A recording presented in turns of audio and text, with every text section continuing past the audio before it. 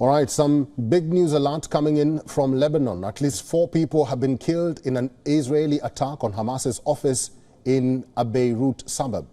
The group confirmed its deputy leader abroad, Saleh al-Arouri, was killed in the Dahiyeh strike.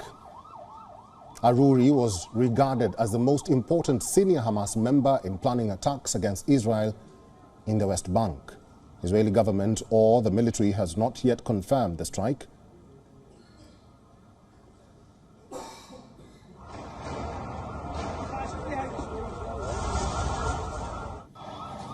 Let's talk about this latest development. Our correspondent Jody Cohen is joining us on the line. Hi Jody, what more do we know about this latest strike in Lebanon?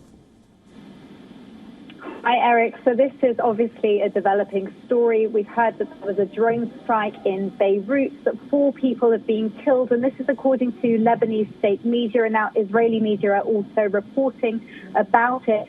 As you said, this is one of the suburbs, a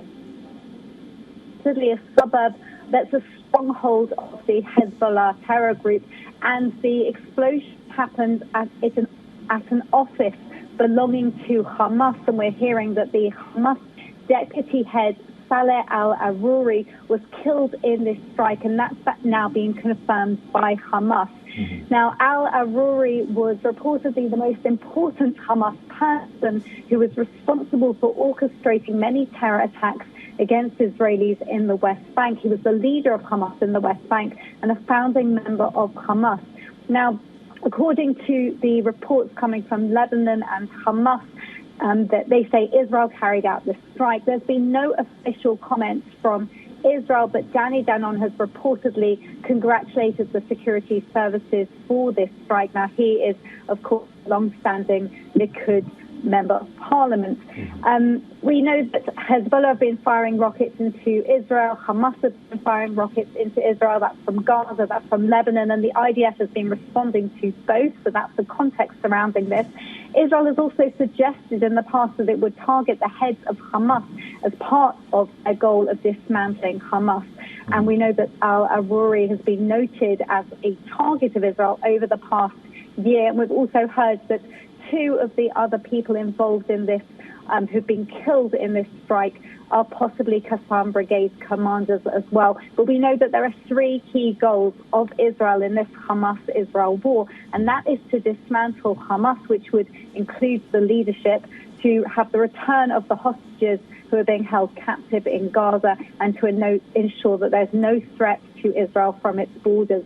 So it remains to be seen what more comes out of this and if there will be an official comment from Israel.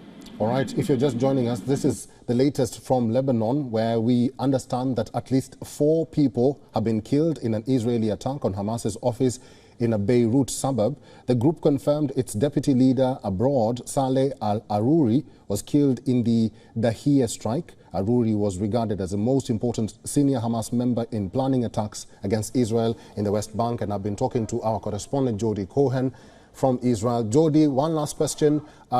When it comes to the border confrontations between Israel and Lebanon and Hezbollah as well, how far or what more information do we have in regards to that? So we have heard that the head of Hezbollah, Hassan Nasrallah, he in the past has warned that if Israel were to go after al-Arouri, obviously he was one of Hamas's founding members, he was a deputy leader, he was based in Beirut, and Nasrallah had warned that they would take revenge for that. So the northern border will certainly be the one to watch. We've seen increased activities from Hezbollah. I mean, since the 8th of October, there's been a significant increase in rockets there. Hezbollah is thought to have more than 100,000 rockets in its arsenal.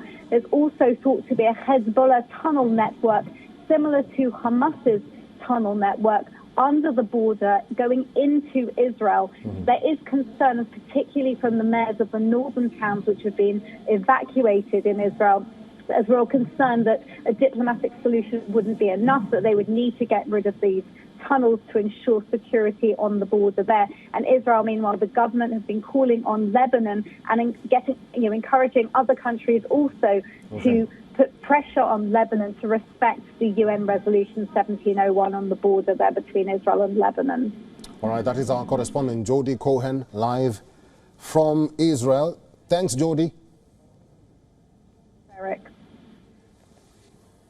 WION is now available in your country. Download the app now and get all the news on the move.